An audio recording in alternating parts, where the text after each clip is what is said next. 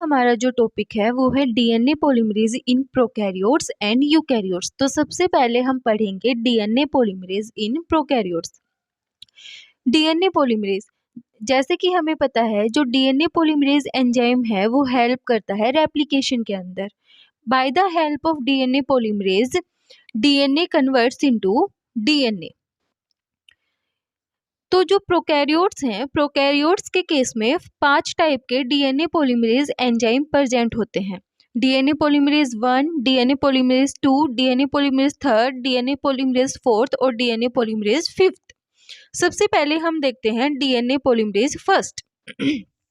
Discovered by Kornberg, so that's why this polymerase enzyme is known as Kornberg enzyme.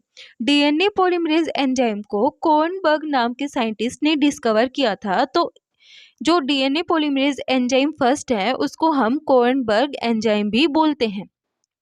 Monomeric units present, जो DNA polymerase first enzyme है उसके अंदर monomeric units present होती हैं। Made up of 928 amino acid residue, जो DNA polymerase 1 enzyme है वो बना हुआ है 928 अमाइनो एसिड रेजिड्यूज से।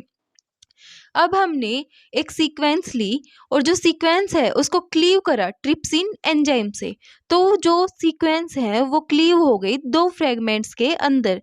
एक फ्रेगमेंट जो बड़ा है उसको हमने लार्ज फ्रेगमेंट बोला और जो छोटा है उसको हमने स्मॉल फ्रेगमेंट बोला। जो लार्ज फ्रेगमेंट है उसको हम क्लीनव फ्रेगमेंट बोलते हैं।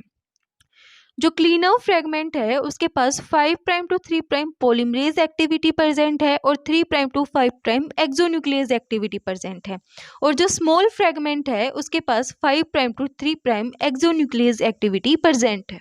हम देखते हैं function of DNA polymerase first used in DNA repair mechanism. जो डीएनए पॉलीमरेज फर्स्ट है उसको हम यूज करते हैं डीएनए रिपेयर मैकेनिज्म के अंदर। Help in removal of primer by 5 prime to 3 prime exonuclease activity. जो डीएनए पॉलीमरेज फर्स्ट है वो रिमूव करता है प्राइमर को by the help of 5 prime to 3 prime exonuclease activity. Used in gap filling by 5 prime to 3 prime polymerase activity. जो DNA polymerase first है उसको हम यूज करते हैं गैप फिलिंग के अंदर by 5 prime to 3 prime polymerase activity. DNA polymerase first never be used as a main replicating enzyme because of low replication rate। जो DNA polymerase first है उसको हम कभी भी मेन रेप्लिकेटिंग एंजाइम के जैसे यूज नहीं करते क्योंकि उसकी जो रेप्लिकेशन रेट है वो लो होता है, अप्रोक्स 20 न्यूक्लियोटाइड्स पर सेकेंड। जो डीएनए पॉलीमरेज फर्स्ट है उसकी जो प्रोसेसिविटी वैल्यू है वो कम होती है, अप्रोक्स 40 सेकेंड। अब हम देखते हैं डीएनए पॉलीमरेज सेकंड। जो डीएनए पॉलीमरेज सेकंड है उसके अंदर 5 prime to 3 prime polymerase activity present होती है और 3 prime to 5 prime exonuclease activity present होती है and they have low polymerization and low processivity value. जो डीएनए पॉलीमरेज सेकंड है उसको भी हम मेन रेप्लिकेटिंग एंजाइम के जैसे यूज नहीं करते क्योंकि उसकी जो पॉलीमराइजेशन की और जो प्रोसेसिविटी वैल्यू है वो कम होती है। अब हम देखते हैं function of DNA polymerase second. if polymerase third stop the replication at a point then DNA polymerase second start the replication at new site। जैसे कि जो डीएनए पॉलीमरेज थर्ड है वो एक पॉइंट के ऊपर रेप्लिकेशन को स्टॉप कर देता है, तो जो डीएनए पॉलीमरेज सेकंड है वो जो रेप्लिकेशन को स्टार्ट कर देता है एक नए पॉइंट से। ये फंक्शन है डीएनए पॉलीमरेज सेकंड का। अब हम देखते हैं DNA polymerase third main enzyme for replication. जो डीएनए पॉलीमरेज थर्ड है वो मेन एंजाइम है रेप्लिकेशन के लिए। They have multi sub units that mean these are made up of 10 sub units. जो डीएनए पॉलीमरेज थर्ड है उसके पास मल्टी सब यूनिट्स प्रेजेंट होती हैं और जो डीएनए पॉलीमरेज थर्ड है वो बना हुआ होता है 10 सब यूनिट्स से। Polymerisation rate is approx 1000 nucleotide per second. जो डीएनए पॉलीमरेज थर्ड है उसका जो पॉलीमराइजेशन रेट है वो अप्रोक्स 1000 न्यूक्लियोटाइड है per second. High processivity value. जो डीएनए पॉलीमरेज थर्ड है उसकी जो प्रोसेसिविटी वैल्यू है वो हाई है, 45 seconds. Responsible for synthesis of leading and lagging strand in prokaryotes. जो डीएनए पॉलीमरेज थर्ड है वो रिस्पॉन्सिबल है for the synthesis of leading and lagging strand in prokaryotes. अब क्वेश्चन ये आता है कि जो डीएनए पॉलीमरेज फर्स्ट है और जो डीएनए पॉलीमरेज थर्ड है उनके पास सेम एक्टिविटी प्रेजेंट है, लेकिन हम डीएनए पॉलीमरेज थर्ड को as a main replicating enzyme use क्यों कर रहे हैं? तो इसका आंसर है जो डीएनए पॉलीमरेज थर्ड है उसकी जो पॉलीमराइजेशन रेट है और जो प्रोसेसिविटी वैल्यू है वो ज़्यादा है, तो जो डीएनए पॉलीमरेज थर्ड है उसको हम मेन रेप्लिकेटिंग एंजाइम के जैसे यूज कर रहे हैं। अब हम देखते हैं components of DNA polymerase third. जो डीएनए पॉलीमरेज थर्ड के जो कंपोनेंट्स हैं वो हैं कोर कंपोनेंट्स। कोर कंपोनेंट्स के अंदर यूनिट्स प्रेजेंट हैं अल्फा, एप्सिलॉन और theta. Second is dimerization component. Dimerization component को हम टो बोलते हैं। और third is processivity component and sliding clamp. Sliding clamp जो अल्फा का फंक्शन है वो है 5 prime to 3 prime polymerase activity.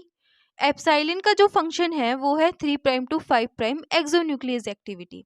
और जो थीटा का फंक्शन है वो रिस्पॉन्सिबल है for the assembly of multi सब यूनिट कॉम्प्लेक्स। अब हम देखते हैं डाइमराइजेशन कंपोनेंट। जो डाइमराइजेशन कंपोनेंट है वो प्रेजेंट होता है दो पॉलीमरेज थर्ड यूनिट्स के अंदर। मतलब जो पॉलीमरेज थर्ड की 2 यूनिट्स प्रेजेंट होती हैं उनके बीच में डाइमराइजेशन कंपोनेंट प्रेजेंट होता है। और जो डाइमराइजेशन कंपोनेंट है वो है टो। अब हम देखते हैं स्लाइडिंग क्लैंप। स्लाइडिंग क्लैंप को हम बीटा क्लैंप भी बोलते हैं और जो स्लाइडिंग क्लैंप है वो बना हुआ है 2 सब यूनिट्स से। अब हम देखते हैं DNA polymerase fourth and fifth. जो डीएनए पॉलीमरेज फोर्थ और फिफ्थ है उनके पास जो 3 prime to 5 prime exonuclease activity है वो एब्सेंट होती है और जो 5 prime to 3 prime polymerase activity है वो प्रेजेंट होती है। It perform error prone replication. जो डीएनए पॉलीमरेज फोर्थ और फिफ्थ है वो एरर प्रोन रेप्लिकेशन को परफॉर्म करते हैं। तक हमने देखी DNA polymerase first, second, third, fourth और फिफ्थ। अब हम DNA polymerase first, second, third, fourth और फिफ्थ को देखेंगे टेबल फॉर्म में कि उनके अंदर कौन कौन सी एक्टिविटीज प्रेजेंट हैं। जो डीएनए पॉलीमरेज फर्स्ट है उसके अंदर 5 prime to 3 prime polymerisation activity, 5 prime to 3 prime exonuclease activity और 3 prime to 5 prime exonuclease proof reading activity present है। ऐसे ही जो डीएनए पॉलीमरेज सेकंड है उसके अंदर भी ये तीनों एक्टिविटीज प्रेजेंट हैं और जो डीएनए पॉलीमरेज थर्ड है उसके अंदर भी ये तीनों एक्टिविटीज प्रेजेंट है। जो डीएनए पॉलीमरेज फोर्थ और फिफ्थ है उसके अंदर 5 prime to 3 prime polymerisation activity present है और जो 5 prime to 3 prime exonuclease activity और 3 prime to 5 prime exonuclease proof reading activity absent है। जो डीएनए पॉलीमरेज फोर्थ और फिफ्थ है उसके अंदर सिर्फ पॉलीमराइजेशन की एक्टिविटी प्रेजेंट है और जो एक्सोन्यूक्लियस की एक्टिविटीज हैं वो एब्सेंट है। अब हम देखते हैं डीएनए पॉलीमरेज इन यूकैरियोट्स। सबसे पहले हम देखते हैं डीएनए पॉलीमरेज अल्फा। जो डीएनए पॉलीमरेज अल्फा है वो इन्वॉल्व होता है इनिशिएशन की प्रोसेस के अंदर, synthesis and RNA primer then add dNTPs.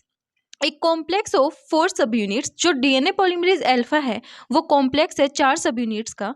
50 kilo dalton to 60 kilo dalton are primase sub unit. 180 kilo Dalton सब unit DNA polymerases synthesize 10 to 12 nucleotide of RNA primers. Synthesize RNA primer for the leading strand and each lagging strand fragments. जो DNA polymerase alpha है वो synthesise करते हैं RNA primer को for leading and lagging strand. अब हम देखते हैं DNA polymerase delta.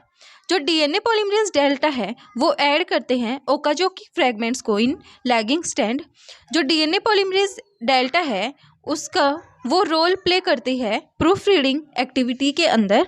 Consist of 125 kilodalton and 50 kilo Dalton subunits. 50 kilo Dalton सब unit interact with PCNA. PCNA मतलब पॉलीसेल न्यूक्लियर एफिनिटी। अब हम देखते हैं डीएनए पॉलीमरेज एप्सिलॉन। जो डीएनए पॉलीमरेज एप्सिलॉन है वो कैटेलाइज करता है replication of leading strand and contribute करता है प्रूफ रीडिंग एक्टिविटी के अंदर DNA polymerase epsilon consist more than 1 सब यूनिट्स। जो डीएनए पॉलीमरेज एप्सिलॉन है उसके अंदर एक से ज़्यादा सब यूनिट्स प्रेजेंट होती हैं। Polymerase delta and epsilon both contain 3' to 5' exonuclease activity required A proof reading activity. DNA polymerase beta है वो इन्वॉल्व होता है डीएनए रिपेयर प्रोसेस के अंदर, और जो डीएनए पॉलीमरेज गामा है वो इन्वॉल्व होता है DNA replicating enzyme of mitochondria. आज का हमारा टॉपिक इतना ही था। वीडियो पसंद आए तो लाइक, शेयर एंड सब्सक्राइब जरूर करना।